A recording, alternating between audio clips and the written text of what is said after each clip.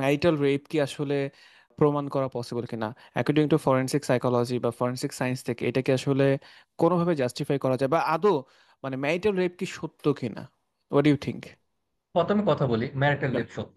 বাংলা আমরা একটা কথা বলি, লেবু চিপলে তিতা হয়ে যায়। হুম আমি হুম। ভালোবাসার নামে তার উপর হচ্ছে এটাকে একটা বার্ডেন করছেন। আমি আমি ধরলাম হচ্ছে সে বয়স হয়ে গেছে 45 বছর, আমি এখনো চাচ্ছি সে আমার সাথে 30 মিনিট 40 মিনিট বলে কথা বলুক। 45 বছর বয়সে কেউ তার ওয়াইফের সাথে এত রোমান্টিক 30-40 মিনিট কথা বলে না, এটা বাংলাদেশি কালচার। তোমাকে যারা আসলে হার্ট করেছে তারা কিন্তু তোমাকে ইনডিরেক্টলি হেল্প করেছে।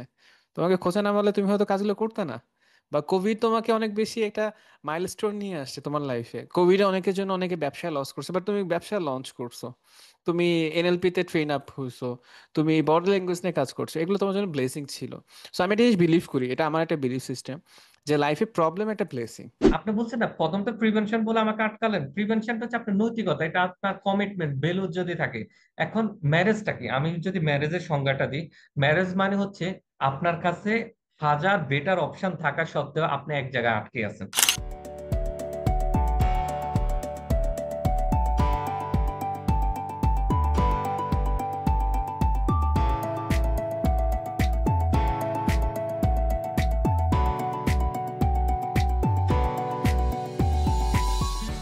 আসসালামু আলাইকুম মিরাজ, কেমন আছো ভাই তুমি? ওয়ালাইকুম আসসালাম ভাই, আলহামদুলিল্লাহ ভালো আছি। আপনি কেমন আছেন? আলহামদুলিল্লাহ। Thank you for your time, India থেকে বসে আমার সাথে মানে গল্প করতে আসা। আমি পডকাস্ট বলি না, আমি এটাকে গল্প বলি, কনভারসেশন বলি, বিকজ আমার কাছে মনে হয় যে আমরা যারা সাইকোলজি ফিল্ডে আছে, আমরা যদি একটু এই কনভারসেশনগুলো পাবলিকলি করতে পারি, অনেকের জন্য ইনসাইটফুল হয়। আমি নিজে চেষ্টা করি নিজে কিছু ভিডিও কন্টেন্ট করা। আমি তোমার কিছু ভিডিও দেখছিলাম নীরব ভাইয়ের সাথে, তারপর হচ্ছে আরো কিছু ভিডিও দেখেছি যে খুবই খুবই ইনফরমেটিভ ছিল। আমার কাছে মনে হয় যে আরে আমার ছোট ভাই, জগন্নাথের ছোট ভাই এত সুন্দর সুন্দর কাজ করছে, কেন ওর সাথে একটু গল্প করি। এন্ড গল্পটা আমরা ফর্মালিও করবো, ইনফর্মালি করবো। ইনফর্মালি এই কারণে বলছি, আমি তোমাকে তুমি করে সম্বোধন করছি যেহেতু তোমাকে এইভাবে তুমি করেই বলে আমি অভ্যস্ত। সো আপনি করে বলতে পারছি না আনফরচুনেটলি। না। And thank you, thank you for your time. So ভাই, আমি প্রথমেই জানতে চাই তোমার ইনফরমেশন আমি জানি, তারপর যদি তোমার মুখ থেকে শুনতে চাইতে যে তুমি কি করছো, কোথায় আছো, তুমি যদি তোমাকে ইন্ট্রোডিউস করতে। ওকে, আমি হচ্ছি মোহাম্মদ মিরাজ হোসেন। আমি বর্তমানে পিএইচডি করছি ন্যাশনাল ফরেনসিক সায়েন্স ইউনিভার্সিটি, যেটা পৃথিবীর একমাত্র ফরেনসিক ইউনিভার্সিটি। হুম হুম। ফরেনসিক বলতে কি বোঝায়, যেমন আমাদের বাংলাদেশের সাবজেক্ট গুলো কেমন, ফিজিক্স কেমিস্ট্রি বায়োলজি, আর আমার ইউনিভার্সিটি যেটাতে আমি পিএইচডি করছি এখানে সাবজেক্ট হচ্ছে forensic physics, forensic chemistry, forensic psychology, forensic dental, forensic civil, all forensic. এরকম একটা স্পেশালাইজড ইউনিভার্সিটি পৃথিবীতে একটাই আছে। অন্য কোনো ডিপার্টমেন্ট থাকতে পারে, আমি সেখানে পিএইচডি করছি, এটা ইন্ডিয়ার গুজরাটে। আর আমি পিএইচডি করছি body language analysis in crime investigation. অর্থাৎ এটা মূলত এফবিআই 1972 সাল থেকে তারা বিহেভিয়ার সায়েন্স ইউনিট তৈরি করে। হুম সেখান হুম। থেকে তাদের এই পথ চলা, ওনারা বডি ল্যাঙ্গুয়েজ সাসপেক্ট প্রোফাইলিং নিয়ে কাজ করেছে। পরবর্তীতে আমি সেই নিয়ে একটা পিএইচডি করছি। আর আমার যদি পড়াশোনা বলেন, আমি জগন্নাথ ইউনিভার্সিটিতে সাইকোলজি থেকে বিএসসি করেছি, এমএসসি করেছি ক্লিনিক্যাল কাউন্সিলিং সাইকোলজি থেকে, এরপরে পিজিটি করেছি বাংলাদেশ মেডিকেল বিশ্ববিদ্যালয় থেকে। আর আমার নিজস্ব যে একটা প্রতিষ্ঠান আছে, Bangladesh institute of forensic psychology and sciences, এটা বাংলাদেশের একমাত্র ফরেনসিক প্রতিষ্ঠান বা কোম্পানি, যেটা ওয়ান কাইন্ড অফ সিআইডি ধরতে পারেন। সিআইডি যেরকম ফরেনসিকের রিপোর্ট গুলো প্রদান করে, ফরেনসিকের ক্রাইম ইনভেস্টিগেশন করে, আমরা প্রাইভেট লেভেল সেক্টর গুলোতে করছি। এবং ফরেনসিক সাইকোলজি, আর আমি বর্তমানে বাংলাদেশের সকল ইন্টেলিজেন্স এজেন্সিদের ট্রেনিং দিয়ে যাচ্ছি, স্পেশালি ইনভেস্টিগেশন ইন্ট্রোগেশন। অর্থাৎ বডি ল্যাঙ্গুয়েজ অ্যানালাইসিস করে কিভাবে বুঝবো হিউম্যান সাইকোলজি, ক্রিমিনাল সাইকোলজি, আমাদের পলিটিক্যালদের সাইকোলজি, সত্য মিথ্যা বোঝা, কিভাবে আমরা সাসপেক্ট প্রোফাইলিং গুলো করব, আমরা একজন মানুষের সম্পর্কে ভিতর বাহিরে কিভাবে জানতে পারি। কারণ আমাদের আগের রিপোর্ট গুলো ছিল এরকম, কার 14 গোষ্ঠী কি ধরনের হচ্ছে যে রাজনীতি করেছে, এটাই অনলি ইন্টেলিজেন্স রিপোর্ট। বাট হুম। এটা থেকে আমার ক্লিনিক্যাল সাইকোলজির এক্সপিরিয়েন্স, ফরেন্সিকের এক্সপিরিয়েন্স, গত 5 বছর এক্সপিরিয়েন্স দিয়ে আমি নতুন অনেক মডেল গুলো বাংলাদেশে ডেভেলপ করেছি, এবং এগুলো বাংলাদেশের সকল ইন্টেলিজেন্স এজেন্সিদের শিক্ষা দিচ্ছি। আর বাংলাদেশে ফরেনসিক নিয়ে একটা রিভলিউশন নিয়ে আসার চেষ্টা করছি। ওকে, ফাইন, ফ্যান্টাস্টিক, তুমি খুব ভালো ভালো কাজ করছো। And শুনে ভালো লাগছে। তোমার কথাগুলো শুনতে শুনতে আমি আমার নিজে মানে এরিয়াস গুলো এক্সপ্লোর করছিলাম, যে আমার কাছে ইউজুয়ালি কাপলরা বেশি আসেন, বা আমি রিলেশনশিপ নিয়ে খুব বেশি কাজ করে থাকি। অ্যান্ড রিলেশনশিপে একটা কমন কোয়েশ্চেন থাকে যে আমার হাজবেন্ড বা আমার ওয়াইফ যে পরকীয়া করছে না, কিভাবে বুঝবো? অ্যান্ড মানে বোঝার কোনো ওয়ে আছে কিনা। আমি এই কোয়েশ্চেনটা তোমাকে আরো পরে করবো, বাট আমি বলে রাখলাম এই কোয়েশ্চেনটা আমার মাথায় আছে। যে তুমি তো মানুষের ক্রিমিনাল খুঁজে বেড়াচ্ছ, ক্রিমিনালদের সাইকোলজি, ক্রিমিনালদের বিহেভিয়ার নিয়ে কাজ করছো, বা একজন ক্রিমিনাল যখন ক্রাইম করছে তার বডি ল্যাঙ্গুয়েজ প্যাটার্ন এগুলো নিয়ে তুমি কাজ করছো। সো একজন ওয়াইফের চোখে তার হাজবেন্ড ক্রিমিনাল যখন সে আসলে পরকীয়া করে, same goes for the wife, যে ওয়াইফ যখন পরকীয়া করে। সো এরকম কোনো ওয়েজ আছে কিনা, আমি এই প্রশ্নটা করবো তোমাকে, যে বোঝার কোনো অপশন আছে কিনা যে এই বডি ল্যাঙ্গুয়েজ দেখে আমরা বুঝতে পারবো। সো আমি প্রশ্ন ওকে, পরে করি, আমি আগে তোমার কাছে জানতে চাই যে কি কারণে ফরেনসিক সাইকোলজি পিক করা, তোমার পার্সপেক্টিভ কি ছিল, কি কারণে তুমি ফরেনসিক সাইকোলজি পিএইচডি করতে গেলে? ওকে। আমার আসলে নতুন নতুন কাজ করতে ভালো লাগে, মানে সবাই একদিকে যাবে আমার ওইদিকে যেতে ভালো লাগে না, আমার নদীর উল্টা পথে চলতে ভালো লাগে। আচ্ছা আর আচ্ছা। আমি জগন্নাথ ইউনিভার্সিটি থেকে পড়াশোনা করেছি, আমার ওখানে বাই তকদিরে ছিল আমার ওই সাবজেক্ট পেয়েছি। কিন্তু পড়ার পর আমি অনেক স্ট্রাগল করার পরে সবাই আশপাশে বলতেছে যে আমরা কিছু পারি না, একমাত্র কিছু লোকে নির্দিষ্ট পারে। যখন কেউ আমাকে আসলে খোঁচা দিয়ে কথা বলে বা আমার কোয়ালিটি নিয়ে কোশ্চেন তোলে আমার খুব ভালো লাগে। তখন হচ্ছে কি আমি নিজে মোটিভেশন ফিল করি। আপনি আমার মা বাবাকে নিয়েও গালি দেন, আমার কিচ্ছু আসে যায় না, কারণ আমার মাইন্ডসেটটা এরকম। কিন্তু আপনি যখন আমার পড়াশোনা স্কিল কোয়ালিটি নিয়ে দিবেন, যেটা আমার ইমপ্রুভের জায়গা আছে, দেন আমি নিজেকে আপগ্রেড করে নিব। এই জায়গা থেকে আসলে আমার নিউ নিউ করতে হচ্ছে ভালো লাগে। যে সবাই বলতে আমরাই পারি তোমরা কেউ পারো না, ঠিক আছে, দেখা যান, দেখেন পৃথিবীতে অনেক ফিল্ড আছে যে কেউ হাত দেয় নাই। এর পরবর্তীতে আমি করোনা আমার জন্য আশীর্বাদ হয়ে আসে। করোনার মধ্যে আমি এনএলপি, নিউরো লিঙ্গুইস্টিক প্রোগ্রামিং শিখি, সেখান থেকে ট্রেনার হই। এরপর হ্যান্ড রাইটিং অ্যানালাইসিস, গ্রাফোলজি শিখি, সেখান থেকে ট্রেনিং হয়। আসলে আমি science, pseudo science, pure science সব বিষয় শিখি। যে আমার কথা হচ্ছে অন্যরা কি বলে আমি সেটা বুঝতে চাই। আর ছোটবেলা থেকে আমি একটু আগে নামাজ কালাম আগে প্র্যাকটিস করতাম তো ভালো, এখন একটু কমিয়ে দিচ্ছি। তখন হচ্ছে সবাই বলতো কি এই ব্রেন ওয়াশ হয়ে গেছে। বা ব্রেন ওয়াশ বলতে কি আমি তখন অ্যান্সারটা পেতাম না। ভাই আমি তো কোনো দল করি না, কোনো কিছু করি না, আমি নামাজ কালাম পড়ে আল্লাহরে বিশ্বাস করি, কিন্তু যে কিছু লোক বলতেছে আমি ব্রেন ওয়াশ হয়ে গেছি, আমি কাউকে ক্ষতিও করতেছি না, কারোর প্রতি আমার এক দূষণও নাই। হুম তখন আমার আসলে এখান থেকে আমার কিউরিসিটি, আসলে ব্রেন ওয়াশ বলতে কি, ব্রেনের মধ্যে কি। এর পরবর্তীতে আমার লাইফে সবসময় টার্গেট একদম শেষ মাথা পর্যন্ত যাওয়া। সাইকোলজি ফিল্ড আমরা কি, আমরা সাধারণত নর্মাল লোকদের কাছে ক্লিনিক্যাল কাউন্সিলিং করে থাকে হচ্ছে কি কি প্রবলেম। বাট আমার কথা হলো একদম মানুষের মধ্যে সবচেয়ে হাই ইন্টেলিজেন্স হচ্ছে ক্রিমিনাল, ক্রিমিনাল ওকে। বা পলিটিশিয়ান, এদের মাথা কিভাবে কাজ করে। আমার কথা হলো আমি একটু ওদের মাথার ভিতরে ঢুকবো, আমি ওদেরকে হচ্ছে বিহেভিয়ার গুলো আনবো। দেন ওখান থেকে হচ্ছে যে আমার এই ফিল্ডে আসা। আর আমি প্রতিষ্ঠান হচ্ছে 2020 সালে যখন দিয়েছিলাম, তখন বাংলাদেশে কেউ আমাকে রিকগনাইজ দিচ্ছে না। হুম সবার হুম কথা হচ্ছে আমি একটা ফাও জিনিস নিয়ে হচ্ছে কাজ করছি, ঠিক আছে ফাও করছি। পরবর্তীতে একদিন বডি ল্যাঙ্গুয়েজ অ্যানালাইসিস এর ক্লাস করার পরে স্যার বলতেছে এটা এফবিআই কাজ করেছে, এইভাবে কাজ করেছে। তখন আমার মাথায় ঢুকলো একটা টপিক স্পেসে পিএইচডি করার মতন। দেখেন আমি সবসময় মাল্টি লেভেলে চিন্তা করি, এখন মাল্টি লেভেলটা কেমন, পিএইচডি করবো, ডক্টরেট ডিগ্রি পাবো, এই নিয়ে আমার কিচ্ছু আসে যায় না। হুম আমার কথা হলো আমি এমন টপিক সিলেক্ট করব যেটা নিয়ে আমি ফিউচারে বিজনেস করতে পারবো, মানে কি আমি আরো আপগ্রেশন নিয়ে আসতে পারবো, হুম এবং হুম হচ্ছে ওইটার ভ্যালু আমার আজীবন ধরে থাকবে।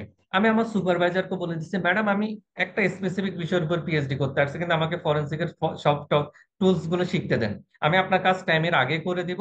বাট আমাকে হচ্ছে, কারণ আমি ডিগ্রি দিয়ে কি করবো, অনলি একটা বিষয়ের এক্সপার্ট হয়ে কি করবো, আমার তো বেসিক গুলো জানতে হবে।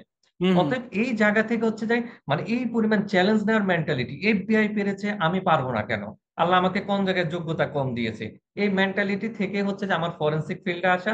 আর বাংলাদেশে এই ফিল্ডে হচ্ছে আপনার কেউ হচ্ছে এখন পর্যন্ত কাজ করে নাই। আমি ইন্টেলিজেন্স তো ট্রেনিং দিই, আমি জানি ওদের হিডেন অবস্থাগুলো।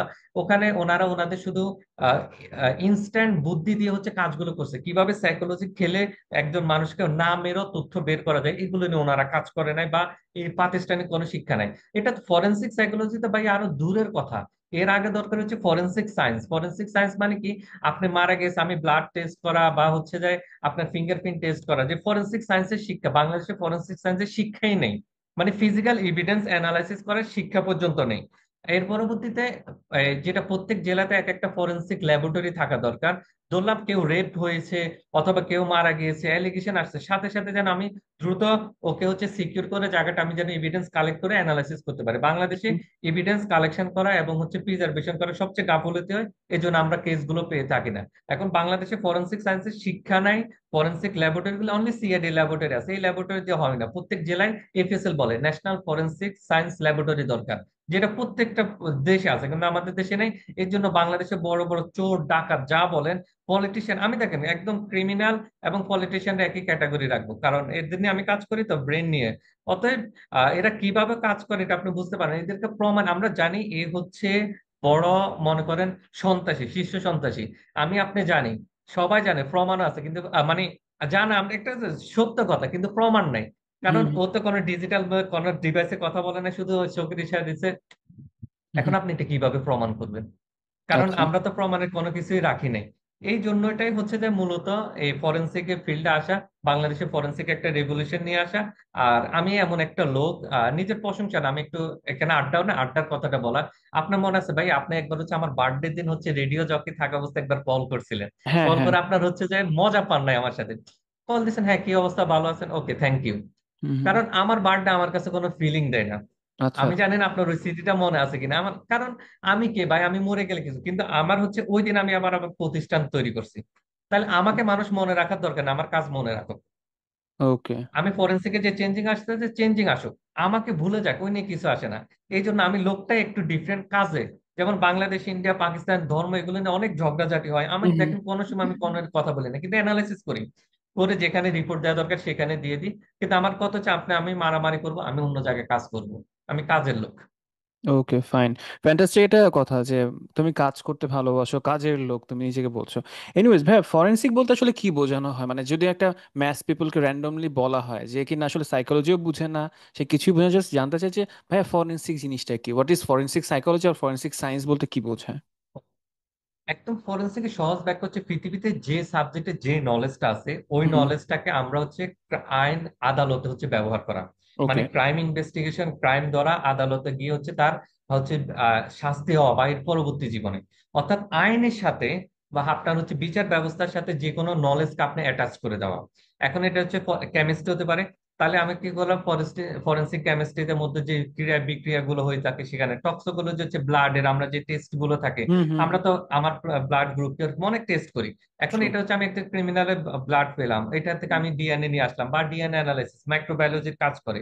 অর্থাৎ আমার যে সাবজেক্টে পড়ছি, এই সাবজেক্টের নলেজটাকে আমি যখন হচ্ছে আইন আদালতে ব্যবহার করবো, এটা হচ্ছে ফরেনসিক। মানে আমি একটা সুস্থ বিচার ব্যবস্থার জন্য এই কাজটাকে হেল্প করে, ইনভেস্টিগেশন এবং বিচার ব্যবস্থা, এরপরে প্রিভেনশন, এগুলো নিয়ে কাজ করবো। আচ্ছা, আমি যতটুকু জানি ফরেনসিক সাইকোলজি বলি বা ফরেনসিক সায়েন্সটা বেসিক্যালি এফবিআই থেকে আসলে উৎপত্তি, আমি যদি ভুল না করে থাকি। তুমি আমাকে কারেক্ট করতে পারো। সো তুমি বলছো যে ইন্ডিয়াতে যে ইউনিভার্সিটি আছে যেখানে ফরেনসিক ডিপার্টমেন্ট আলাদাভাবে আছে, ফরেনসিক সায়েন্স আছে, ফিজিক্স আছে, কেমিস্ট্রি আছে, ইজ অ্যান্ড এভরিথিং। সো আমার কোশ্চেন হলো যে তোমাদের যে এই পড়াশোনাগুলো করা হচ্ছে বা তোমরা যে রিসার্চগুলো করছো, এগুলো কি সবই কি এফবিআই থেকে বিভিন্ন রিপোর্টের উপর বেস করে বা ওদের ডেটার উপর বেস করে কিনা? এখন দেখেন, ইন্টেলিজেন্স হচ্ছে এমন একটা জিনিস, ওদের কার্যক্রম আপনি কখনো প্রেডিক্ট করতে পারবেন না। ওরা আচ্ছা হচ্ছে ইনফরমেশন কখনো লিক যেগুলো হয়, ইন্টেনশনালি লিক হয়। আচ্ছা আসলে আচ্ছা। আপনারা তো গেমের বিহাইন্ড গেম জানেন না, বা হচ্ছে যা সুযোগ নেই আপনাদের। হুম ওখানে হুম। হচ্ছে ইন্টেনশনালি লিক। আচ্ছা। অর্থাৎ হলো ওকে। এই যেমন আমি বডি ল্যাঙ্গুয়েজ অ্যানালাইসিস করছি, ওনারা 1972 সাল থেকে শুরু করছেন। তাহলে হচ্ছে 2000 সাল পর্যন্ত বডি ল্যাঙ্গুয়েজ অ্যানালাইসিস নিয়ে কোনো তেমন কোনো কথা ছিল না। হুম এর হুম পরবর্তীতে জোন এবং ইন্টারন্যাশনাল যারা রিটার্ড করে গেছে, রিটার্ডের পরে বই লেখা শুরু করছে, হুম এই হুম। নিয়ে পডকাস্ট করা শুরু করছে, দেন আমরা কিছু পেয়েছি। মানে আচ্ছা। ওরা এই পরিমাণ আগানো, যেটা আমরা কল্পনা করতে পারবো না। ওনারা এখন লাস্টে হচ্ছে যে অভিজ্ঞতা থেকে যতটুকু দিচ্ছে এগুলা। আর হুম। ফরেনসিক ইউনিভার্সিটি কি করতেছে, শুধু এফবিআই না, ফরেনসিকের সবচেয়ে আগানো হচ্ছে ইসরায়েল। ইসরায়েল। ইসরায়েল বলেন বা হ্যাঁ, ওরা খুব আগানো চরম মাত্রায়। আপনি বিলিভ করতে পারবেন না, আমাদের ম্যাক্সিমাম বাংলাদেশও ফরেন্স, আপনি এখন এখানে তো আবার ধর্ম নিয়ে আসবেন। এখন দেখেন পৃথিবীতে ওরা উন্নত, ওদের সফটওয়্যার ইউজ করা ছাড়া আপনি করবে, আপনার সিআইডি এর অনেক রিপোর্ট হচ্ছে যে আমরা যেসব এই ইসরায়েলের আপনার হচ্ছে সফটওয়্যার, কারণ এর চেয়ে বেটার সফটওয়্যার আর নাই, আশপাশেও নেই। এখন আমি কি করবো, কারণটা কি? আমার তো কারণটা কি? নাই কারণ কি? মানে আমাদের কারণটা যে হলো কি, সফটওয়্যার নাই, কারণ কি? কারণটা হচ্ছে যে ওরা গবেষণা করে, ওরা ওইটার পিছনে ইনভেস্ট করে। আমাদের বাংলাদেশে গবেষণা হয়ে থাকে হচ্ছে যে কে মানে কে ভালো কে খারাপ, মানে আমার নেতা আমি একদম ঘর থেকে বলি, মা ভালো নাকি বাবা ভালো, মায়ের পরিবার ভালো নাকি বাবার তারপরে বাবার পরিবার ভালো। আমরা প্যারেন্টিং এর মধ্যে এটা দেখি, মানে যে কোনো একটাকে ভিলেন বানানো হয়েছে। এবার টিচাররা কি করতে হয়, আমার ম্যাথ করতে হবে, আমাকে পছন্দ করলে অন্য টিচারকে পছন্দ করতে পারবে না। এবার হচ্ছে যে আমি চাকরির লাইফে আসি, তুমি আমার এই বসের, তুমি আমার দলে থাকতে হবে, ওই দলে থাকতে পারবে না। রিলিজিয়াস এর মধ্যে কি দেখি, রিলিজিয়াস এর মধ্যে আমাদের দেশে এমন একটা মাইন্ডসেট করছে, মানে গ্রুপিং ডিভাইডেড এই পরিমাণ হয়েছে। আপনার একটা বেস্ট কমন উদাহরণ দিই, বাংলাদেশে কিছুদিন আগে হচ্ছে আপনি দেখেন, একজন হচ্ছে যায় কি করলো, ইমাম সাহেব হচ্ছে যায় বললো মানে মিলাদ নাই, মিলাদ নেই হচ্ছে যে ইমাম সাহেব আরেকজন হচ্ছে যে মেরে দিছে। হুম। এখন যে মারছে, হচ্ছে তার মাইন্ডসেটটা কি, সে তো এটাকে অপরাধ হিসেবে দেখে না। সে বলছে রাসূলুল্লাহ সাল্লাল্লাহু আলাইহি সাল্লামকে নিশ্চয় অপমান করছে, এই জন্য ইমাম সাহেবরা হচ্ছে যায়, ইমাম সাহেব বলছে মিলাদ মসজিদে নাই। আমি বলছি না কি রাইট রং, মানে ওদের সাইকোলজি নিয়ে বলতেছি। তাহলে বলছে ওর মারাটাও যেন ওর জন্য একটা হক, সেটা মনে করতেছে। আর এখন এই বিহেভিয়ার গুলো নাই আমাদের এই মুসলিম কান্ট্রি বা অন্যান্য কান্ট্রি গুলো, এরা এই নিয়ে গবেষণা করে নাই। আর গবেষণার মধ্যে হচ্ছে যে আপনি ইসরায়েল বেশি করেছে সময়, এর পরবর্তীতে ইউএসএ করেছে, রাশিয়া করেছে, ওনারা খুব আগায় এগিয়ে আছে। আর ইন্ডিয়া হচ্ছে ইউজ করতেছে। ইন্ডিয়া কয়েকটা টুলস হচ্ছে অ্যাডভান্স ব্যবহার আবিষ্কার করেছে, বিশেষ করে ব্রেন ম্যাপিং নামে একটা টুলস। বাকিগুলো হচ্ছে ওরা ইউজার। ইন্ডিয়াটা হচ্ছে এরকম ইউজার কিছু, ওদের ছেলে মেয়েগুলো হচ্ছে অন্য জায়গা থেকে তৈরি করতেছে। বাট মূলত ইনোভেশনটা ইসরায়েল, ইউএসএ, রাশিয়া এরাই করে। আচ্ছা আচ্ছা, ওকে। তো একটা জিনিস আমার মাথায় প্রশ্ন আসলো যে তুমি বলছিলে যে ইন্ডিয়াতে একমাত্র ফরেনসিক ইউনিভার্সিটি আছে বা ডিপার্টমেন্টের কথা বলছিলে। তো কি কারণে ইন্ডিয়া চুজ করা? মানে ইউজুয়ালি আমাদের বাংলাদেশে যারা স্টুডেন্ট সাইকোলজি ব্যাকগ্রাউন্ডে বা যে কোনো ডিপার্টমেন্টে, তারা বেসিক্যালি হায়ার স্টাডিজ যদি বলি, প্রথম চয়েস আসবে ইউএসএ। মানে আমি পড়তে গেলে ইউএসএ যাব, অথবা কানাডা যাব, অথবা আমি অস্ট্রেলিয়া যাব, মানে ফার্স্ট ওয়ার্ল্ড কান্ট্রিতে যাবে। মানে বাংলাদেশ থেকে কোনো স্টুডেন্ট ইন্ডিয়া পড়তে যাবে এটা আসলে খুব একটা আমরা শুনি না, দেখি না। তো তোমার চয়েসটা কি কারণে ইন্ডিয়া? আমার আমি আমি চরম মাত্রায় তকদিরে বিশ্বাসী ছিল, মানে আমি আচ্ছা খুব হার্ড ওয়ার্কিং ম্যান। বাট রেজাল্টের ক্ষেত্রে তকদিরে চরম বিশ্বাসী। আচ্ছা। এখন হলো আমার ইকোনমিক্স ব্যাকগ্রাউন্ড খুব খারাপ, আমার ফ্যামিলি কোনো সাপোর্ট নাই, কোনো কিছু নাই। এখন আমি ইউএসএ ইউকে পড়তে হলে তো 40 লাখ টাকার উপরে লাগবে। হুম হুম। ওইটা তো ধরলাম আমি কোন অনেক প্রমাণ দিয়ে আমি স্কলারশিপ পেলাম, বাট যাওয়ার জন্য যে প্লেন ভাড়া লাগবে, আমার ভাই প্লেন ভাড়া ফ্যামিলি অ্যাবিলিটি দিতে পারেন ওই সময় ছিল না, এখন আছে। মানে আচ্ছা ওই আচ্ছা। অবস্থার মধ্যে ছিল। তাহলে আমি এর পরবর্তীতে হচ্ছে আবেদন, এরকম অনেক জায়গায় স্কলারশিপের জন্য আবেদন আবেদন করতেছি। ইন্ডিয়াতে হচ্ছে যাই আবেদনও করছি আইসিসিআর বলে, ওরা স্কলারশিপ 100% পেয়ে গেলাম। এরপরে থাকা খাওয়ার জন্য ওরা খুব ভালো একটা দিয়ে দিচ্ছে।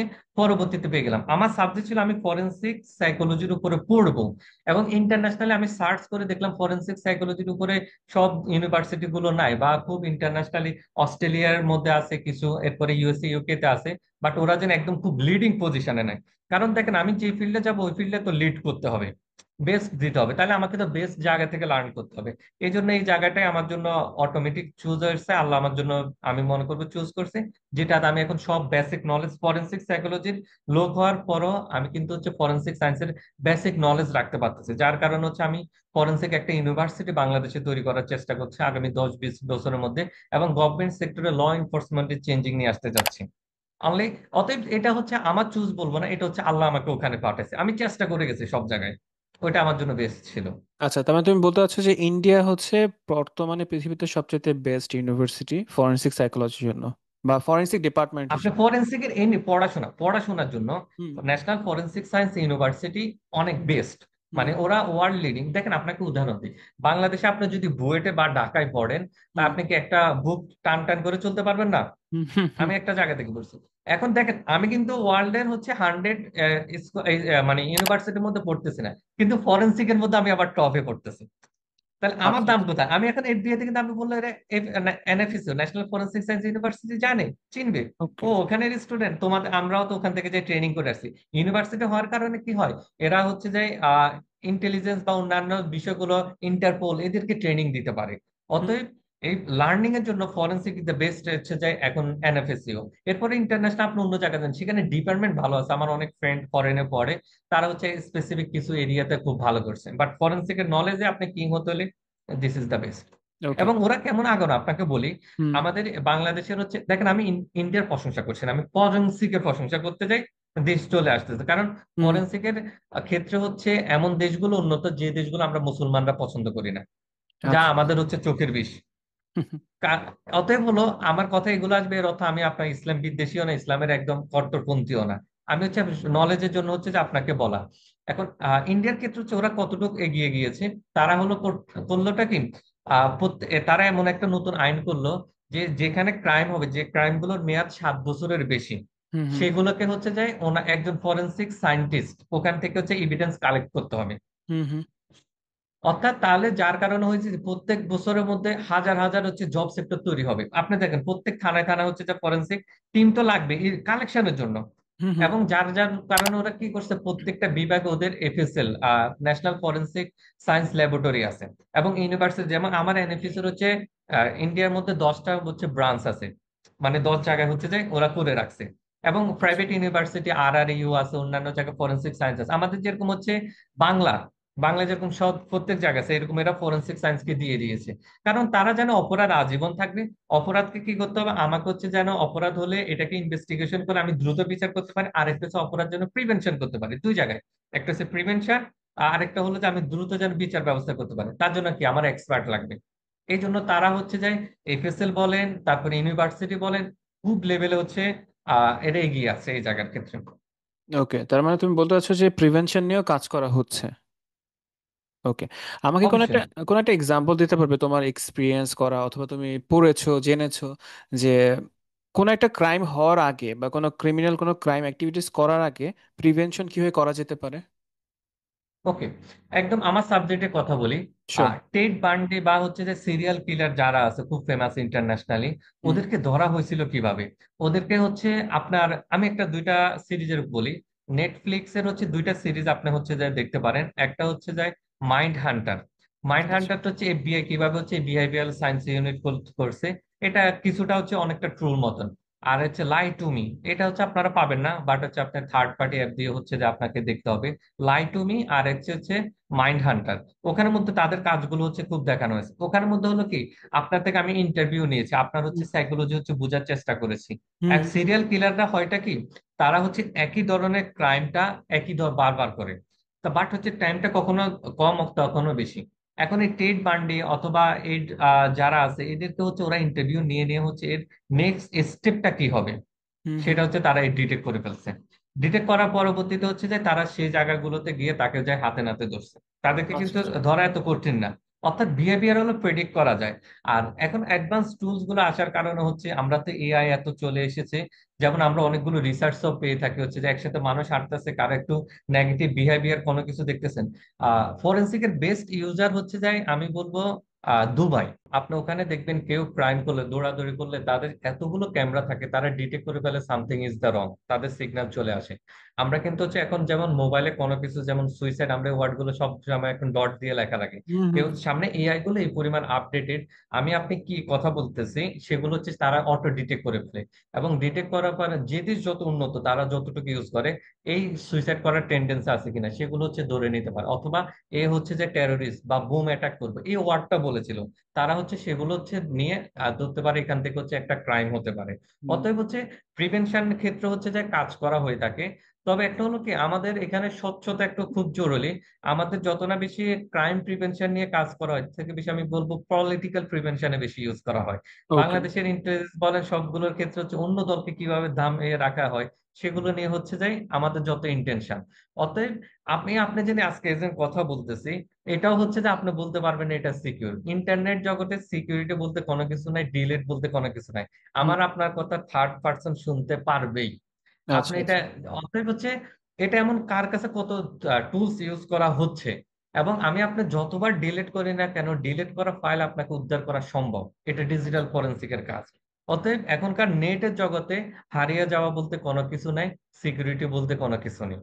ওকে, তো তোমার এই কথা শুনে আমার কাছে একটা মাথায় প্রশ্ন আসলো, সেটা হচ্ছে সাইবার অ্যাটাক। ঠিক আছে, তো সাইবার অ্যাটাকটা এমন হয় যে আমি যদি বলি যে বর্তমানে কম বেশি সবাই সাইবার অ্যাটাকে শিকার হচ্ছে, যারা কিনা একটু সোশ্যাল মিডিয়াতে কাইন্ড অফ ফেমাস, তাদের ফেসবুক অ্যাকাউন্ট থেকে শুরু করে জিমেল অ্যাকাউন্ট সবগুলো মোটামুটি অ্যাটাকের শিকার হয়েছে বা হয়। So as a forensic psychologist, তুমি এই জায়গা থেকে কোনো প্রিভেনশন আইডিয়া ইমিডিয়েটলি বলতে পারো যে এটা প্রিভেন্ট করা যায় কিভাবে? একটা হলো কি, এগুলো হচ্ছে আসলে যারা ডিজিটাল ফরেনসিক এবং সাইবার ফরেনসিক নিয়ে কাজ করে এরা আমাদের দেশে শিখাবে। এখন আমাদের দেশে আবার সাইবার জগৎটা একটু ভালো, ওখানে ওদেরকে যদি আমরা একটু ট্রেন আপ করতে পারি এই ফিল্ডে আমরা খুব ভালো নিয়ে আসতে পারবো। এখন এই ক্ষেত্রে হচ্ছে কি, ফিশিং লিংক বলা হয়। হুম আপনাকে হচ্ছে যায়, আমাদের একদম খুব আমি দেখি শিক্ষিত অশিক্ষিত সবাই হচ্ছে যায় যে কোনো একটা হচ্ছে যায় উৎসব উৎসব উপলক্ষে আপনার হচ্ছে যায় ধরলাম বাটা এতগুলো হচ্ছে এত লাখ টাকা আইফোন দিয়েছিল। আপনি শুধু ওখানে তাদের ওয়েবসাইটটা দেখেন, ওয়েবসাইট কিন্তু তাদের না।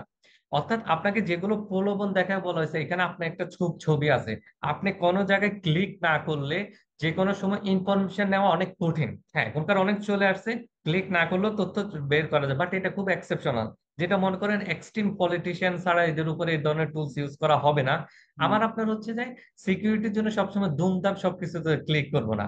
যে লিঙ্কটা ক্লিক করব, লিঙ্কটা আগে চেক করে নিব যে ইমেলটা আমি, ইমেলের মধ্যে ফাইলটা, যেমন আমার কাছে যে ইমেলের ফাইলটা কোনো পাঠানো হয়, সবার আগে আমি তার ইমেলটা চেক করি, তার নামগুলো চেক করি, দেখি যদি সেটা অথেন্টিক মনে হয় তারপর অন করি। আমি কিন্তু ফাইলে অন করা হয় না, কারণ এর দ্বারা তারা কি করা হয় যে আমার ফাইলগুলোর অ্যাক্সেস পেয়ে যায়। আর অনলাইন জগতে আমি বলবো আপনি এমন কিছু রাখবেন না যেটা আপনার জীবন শেষ হয়ে যাবে। সেটা পার্সোনাল ভিডিও হতে পারে, আমি বলবো তো আপনি পার্সোনাল এমন ছবিও তুলবেন না যেটা হচ্ছে আপনার ডিলিট করার প্রয়োজন পড়ে। আমার কতল ভাই, আপনি মজা করেন, এন্টারটেইনমেন্ট করেন, নাচেন গায়েন সব কিছু করেন, বাট রেকর্ড করার দরকার নেই হুম হুম। Without recording. কারণ আপনি করবেন, এটা ডিলেট হবে না। আপনি যতই করেন, যতই ফরম্যাট টানেন, আমরা এটা বের করে ফেলতে পারবো। অতএব হলো আপনি যে কোনো জায়গায় দুমদাম ক্লিক করা, আর বিশেষ করে থার্ড পার্টি অ্যাপ গুলা, যেগুলো একদম সরাসরি আমরা গুগল প্লে স্টোর থেকে ইউজ করা হয় না, এরকম থার্ড পার্টি অ্যাপ থেকে আমরা যে বিভিন্ন নেটফ্লিক্স বলেন বা হচ্ছে ইউটিউব ডাউনলোড করি, সেগুলো কিন্তু আমার মোবাইলের অ্যাক্সেস গুলো নিয়ে নিচ্ছে। হুম। এবং ইমো বা এগুলোর ক্ষেত্রে, ইমো একটা খুব মানে আনসিকিউর একটা হচ্ছে যে অ্যাপস, যেটার মধ্যে হচ্ছে যে আপনি একসাথে অনেক মোবাইল গুলোতে হচ্ছে যে অন করতে পারবেন। অতএব যেগুলো খুব সিকিউরিটি লেভেল খুব কম, সেগুলোকে আমরা ইউজ না করাটাই ভালো। ওকে। সো আমি তো আমার মানে ফিল্ডে কিছু বিষয় জানার চেষ্টা করি, তোমার সাথে কোলাবোরেট করার চেষ্টা করি। যেটা আমি ফার্স্টলি বলছিলাম যে হাজবেন্ড পরকীয়া করে এটা বোঝার কোনো ওয়ে আছে কিনা, মানে বডি ল্যাঙ্গুয়েজ দেখে যে হাজবেন্ড পরকীয়া করতে পারে। এবং আমি এরকম অনেকগুলো কেস দেখেছি যে কাপলদের মধ্যে একজন তাদের পরকীয়ার এভিডেন্স রেখে দেয়, গুগল ড্রাইভে রেখে দেয়, অ্যান্ড সামহাও এটা তার পার্টনার পেয়ে যায়। তুমি এইভাবে ইন্টিমেট হয়েছো, তুমি ওর সাথে ওই রুমে গেছো, এই জায়গায় গিয়েছিলা। সো এটা পেয়ে যায়, এবং এটা আসলে রিলেশনশিপের জায়গা থেকে আসলে রাইট রং এ যাব না আমি। কিন্তু তুমি যেহেতু ফরেনসিক নিয়ে কাজ করছো, so is the any prevention যে এটাকে কোনোভাবে প্রিভেন্ট করা যায়, যে মানুষটাকে যাতে সেফ রাখা যায়? দেখেন, পৃথিবীতে সবচেয়ে বড় প্রিভেনশন হচ্ছে নৈতিকতা। নৈতিকতা আমরা দুই জায়গা থেকে শিখি, একটা হচ্ছে রিলিজিয়ান আর একটা হচ্ছে পরিবার বা সমাজ থেকে। হুম এখন হচ্ছে আমরা কেউ রিলিজিয়াস ঠিক মতন প্র্যাকটিস করি না বা বিলিভ করি না, বা আমরা মানতে পছন্দ করি না। আর একটা হচ্ছে আমাদের সমাজ, পরিবার আমাদেরকে কখনো নৈতিকতা এত প্র্যাকটিস করাচ্ছে না।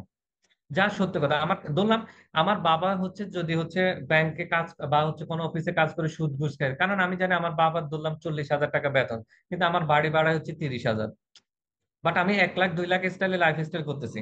তাহলে কি আমি এখন এই ছেলেকে জীবনে হচ্ছে নৈতিকতা শিখাতে পারবো না? কারণ সে ঘর থেকে দুর্নীতি দেখে আসতেছে, মানে হুম। এটা একটা নর্মাল।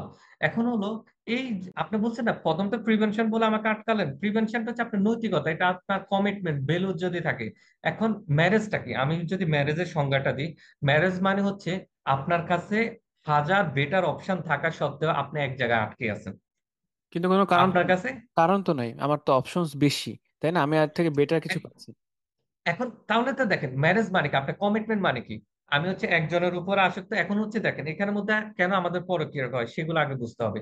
আমরা যদি একটু অ্যাডাল্ট হয়ে যাবে কথাগুলো, আমাদের বাঙালি কালচার গুলো, আমরা সেক্সুয়াল বিষয়গুলো প্রপারলি না জানার কারণে হচ্ছে ছেলেদের সেক্সুয়াল লাইফ কিভাবে কাজ করে, মেয়েদের কিভাবে কাজ করে, আমরা এটা ক্ষেত্রে হচ্ছে খুব প্রবলেমের মধ্যে পড়ি।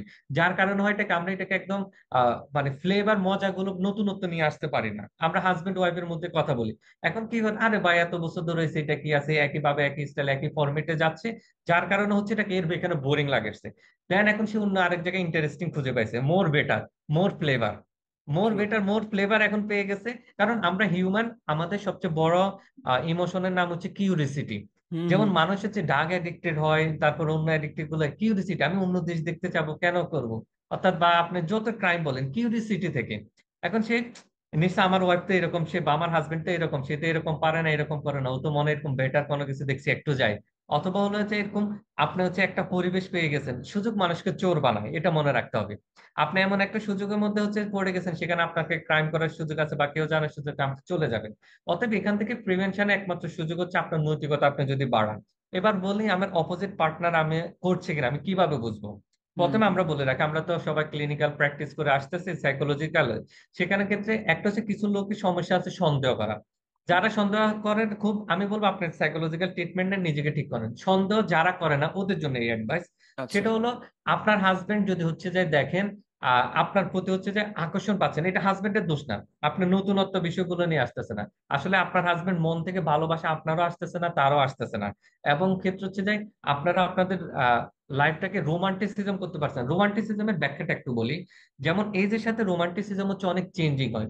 যেমন যাদের বয়স হচ্ছে 20 থেকে 30 বছরের, তাদের হচ্ছে সেক্সুয়াল লাইফে ফিজিক্যাল রোমান্টিসিজমটা খুব বেশি থাকবে। যাদের হচ্ছে আবার 30 থেকে 40, বাচ্চা কাচ্চা হয়ে যাবে, বাচ্চার সাথে থাকে ইজ রোমান্টিসিজম। হুম হুম। এখন আমি বাচ্চার সাথে খেলছি কিনা, আমি বাচ্চার সাথে।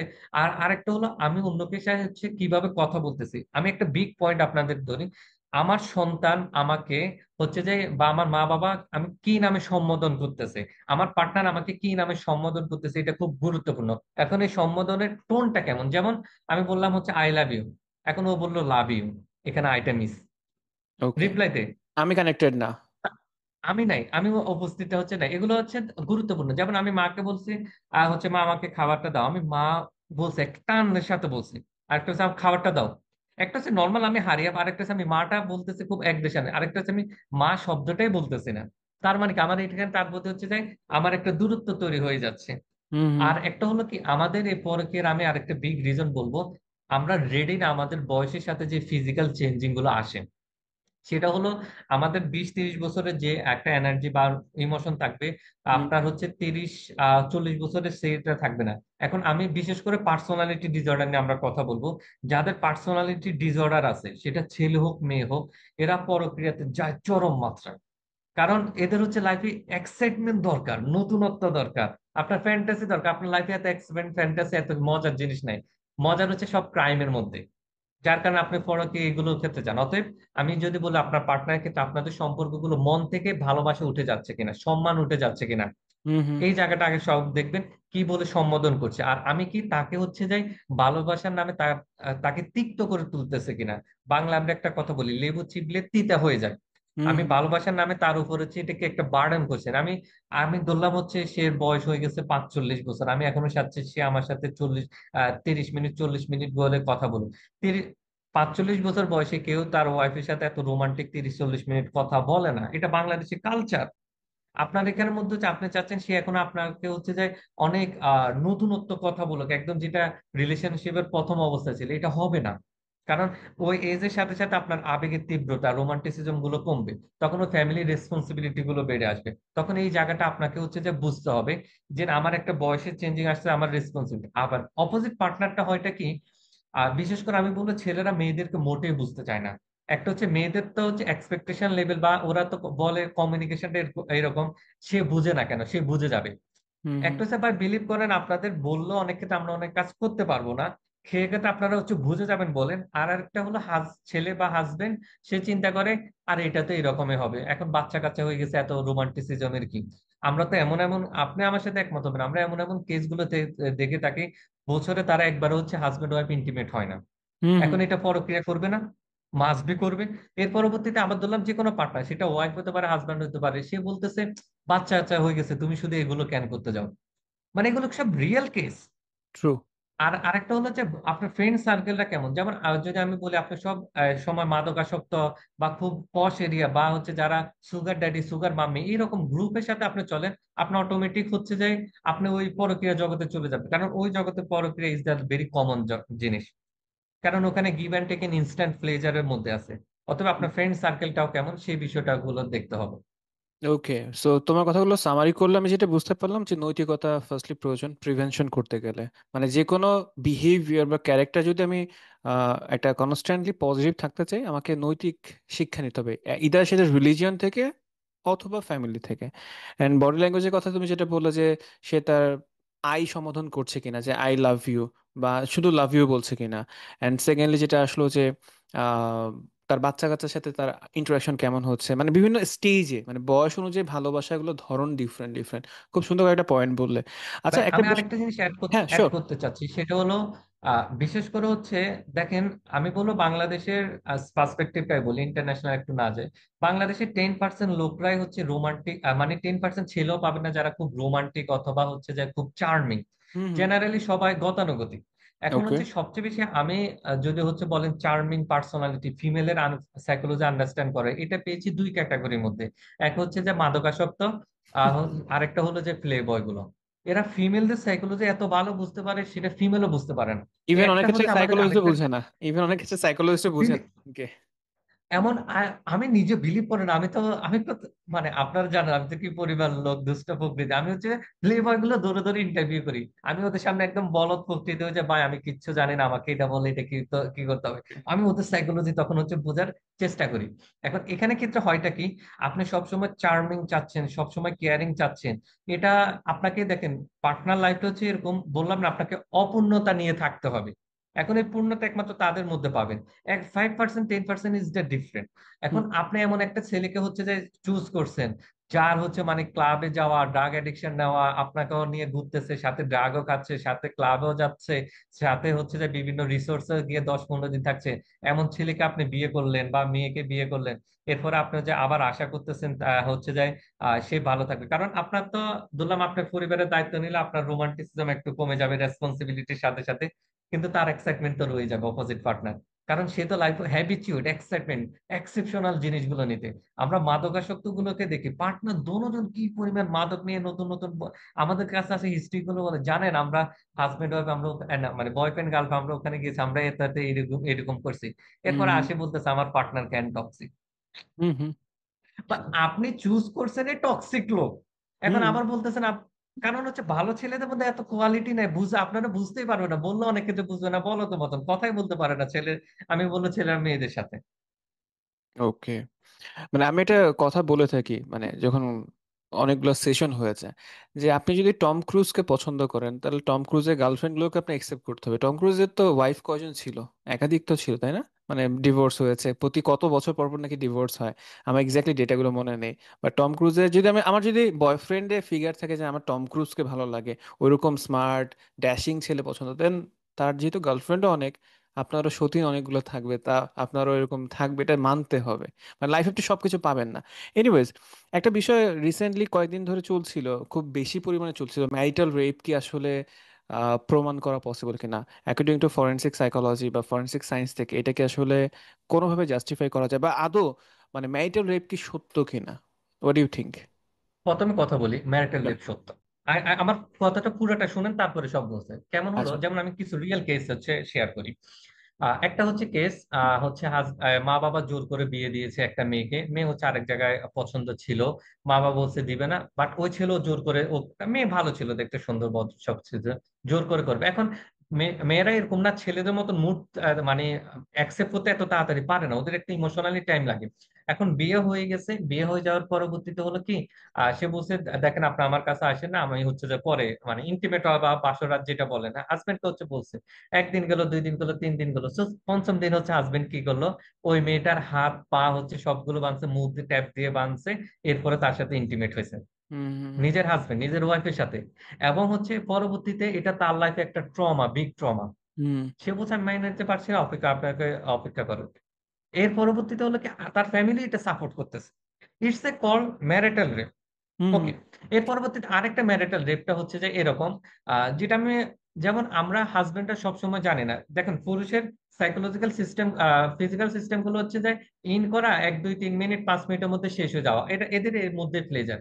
কিন্তু ফিমেলদের সাইকোলজিতে ফোর ফিল, অর্থাৎ আদার ইমোশনালি কানেকশন করা, ফিমেল ওইটার দ্বারাই হচ্ছে যে মূলত স্যাটিসফ্যাকশনটা মেইনটা আসে। এখন হলো পুরুষ তো সে কখনো জানে নাই, সে এখন ধরলাম মেয়েও গ্রাম অঞ্চলের জায়গা, এবং সে কি করলো হচ্ছে যে সবসময় ফিমেলের স্যাটিসফ্যাকশন কখনো চিন্তা করে না, নিজেরটা করে ইন আউট করে শেষ। এভাবে বাচ্চা কাচ্চাও তাদের হয়ে গেছে। আবার হলো, এখন আমরা তো সেক্সুয়াল ডিসঅর্ডার, আমি নিজের ডিপার্টমেন্টের হচ্ছে কথা বলি, বা হচ্ছে আমাদের ডিপার্টমেন্টে কখনো সেক্সুয়াল ডিসঅর্ডার পড়ানোই হয় নাই। এখন যেমন আমরা বর্তমানে গে লেসবিয়ান এগুলো নিয়ে অনেক কথা বলতেছে, ভাই ওগুলো যেন এক একটা অনেকগুলো ডিসঅর্ডার ক্যাটাগরিতে পড়ে, এটা তো আমরা জানি না সাইকোলজিস্ট, কারণ আমাদের সেক্সুয়াল ডিসঅর্ডার এই পরিমাণ আমাদের ট্রমা বা এই ট্যাবু, যেন হচ্ছে আমাদের স্যাররা পড়াবে, ম্যামরা পড়াবে, এর পরবর্তীতে আমরা সেক্স থেরাপি সম্পর্কে জানবো, এটা আমরা কেউ সাহসে পাই না, তাহলে সাধারণ লোক কিভাবে জানবে। এবার আসেন সেক্সুয়াল বিষয়গুলোর ক্ষেত্রে হচ্ছে কি, ওখানের মধ্যে অনেকগুলো রোগ হতে পারে, কারো হচ্ছে ড্রাইনেস হচ্ছে কাজ করতে পারে, খুব পেন হতে পারে, অথবা কারো আগে খুব ট্রমা আছে। এখন এগুলোর কারণে হয়টা কি, সে খুব রিয়েলি পেন ফিল করে, কিন্তু অপোজিট পার্টনার বুঝতেছে না, এগুলো কিন্তু আবার যাবে হচ্ছে যে ম্যারিটাল। বা একজন হচ্ছে যে আরেকটা কেস শেয়ার করি, আরেকটা হলো এরকম, যেমন রিয়েল কেস এগুলো, তার মা মারা গিয়েছে, হচ্ছে খুব মেয়েটা খুব ট্রমার অবস্থার মধ্যে আসছে, হাজবেন্ড এসছে, ওই দিন হচ্ছে যে ওই দিনে হাজবেন্ড হচ্ছে, মা মারা গেছে, ও একদম মানে ঠিকই না কোনোভাবেই, বাট ও হচ্ছে যে নিজেকে বলছে যে আজকে কোনো কিছু করবে না, কিন্তু হাজবেন্ড ওই দিনে হচ্ছে করবে। ওকে। এগুলো আসলে হচ্ছে এক একটা। এবার আসেন, আইন যেটা বলছি, ম্যারিটাল রেপ কখনো প্রুভ করতে পারবেন না। কেন পারবেন না? এটা কোনো ফরেন্সিক আপনি এভিডেন্স দিতে, রেপ যে কোনো সময় রেপ হয়েছে কিনা এটার এভিডেন্স হচ্ছে আপনাকে ডিএনএ টেস্ট করতে হবে। অর্থাৎ সিমেন্ট যেগুলো আছে, এই হুম হুম বাঙালির যে কালচার করে এগুলো দিয়ে কোনো কিছু হয় না। অর্থাৎ আমার ওখানের মধ্যে কার বীর্যপাত গুলো ছিল, সেটা একজন দুজন একাধিক গুলো, সেগুলো নিয়ে এর হচ্ছে ডিএনএ টেস্ট করে, এরপরে ও ছেলেগুলোতে ডিএনএ টেস্ট করে বুঝতে পারবে এখানের মধ্যে। এবার হুম বাংলাদেশে হয় কি, ছেলে মেয়েগুলো হচ্ছে যে আপনার লিভ ইনে থাকে, লিভ টুগেদারে থাকে। যেমন একটা বেস্ট উদাহরণ হচ্ছে প্রিন্স মামুন আর লায়লা। এই দুইটা লিভ ইন টুগেদার ছিল, এটা আমরা সবাই জানি। দোনোটা হচ্ছে যে একসাথে ছিল। এখন কি করলো হচ্ছে যে ঝগড়াঝাটি যখন হয়ে গেছে, তখন তো একটা রিভেঞ্জ নেওয়ার টেন্ডেন্সি, হিউম্যান টেন্ডেন্সি থাকে, চলে আসে। এখন কি করলো, প্রিন্স মামুনের নামে হচ্ছে যে রেপ কেস দিয়ে দিল, ম্যারিটাল রেপ কেস নিয়ে, বা রেপ কেস দিয়ে দিল। কিন্তু আমরা তো সবাই আজ ওদের টিকটক দেখতে দেখতে আমরা ঝগড়াঝাটি দেখতে বিরক্ত। অতএব এখানে ক্ষেত্রে হচ্ছে আপনি কিভাবে প্রুভ করবেন? ধরলাম এবার হাজবেন্ড ওয়াইফ, সাধারণত এরা তো একাধিকবার মিলন হয়। প্রথমবার খুব সুন্দরবার মিলন হয়েছে, আধা ঘন্টা 1 ঘন্টার পর আবার মিলন হচ্ছে, যে কোনো একটা টপিক্স নিয়ে ঝগড়াঝাটি লেগে গেছে। হুম মিলন হতে হতে বা এই টপিক্স নিয়ে, এখন তার মুড অফ হয়ে গেছে বা তার মুড সুইংটা করে ফেলছে। হুম যাদের বিশেষ করে পার্সোনালিটি খুব বা আবেগের কন্ট্রোল থাকে না, তার কাছে তো এখন মনে হয় পৃথিবীর সবচেয়ে খারাপ লোক এটা। মনে করেন রানিং অবস্থার মধ্যে এই ধরনের চলে আসছে। এখন এই লোকটা কিভাবে বুঝবে যে আমার ওয়াইফ চাচ্ছে না? সে মনে করছে তুমি রাগ করছো, ওইটা তো ওই সময় একটা রোমান্টিক জায়গা। তাহলে এখন আপনি কিভাবে প্রুভ করবেন যে প্রথমটা হচ্ছে আপনার কনসেন্টে ছিল, পরেরটা হচ্ছে যে ম্যারিটাল রেপ ছিল? প্রমাণে কোনো জায়গা আছে? হুম কোনো জায়গায় না। অতএব ফরেনসিক সায়েন্সে হচ্ছে আপনি ম্যারিটাল রেপকে কখনো প্রমাণ করতে পারবেন না। এবার হলো ধরলাম আপনি ফিল করতেছেন, এখন আমরা হাজবেন্ড ওয়াইফ হচ্ছে খুব দুষ্টামি করতে করতে একটা, তুমি রাগ করছো, রাগ করার সময় আমরা অনেক ক্ষেত্রে আলিঙ্গন করে অনেক কিছু করি।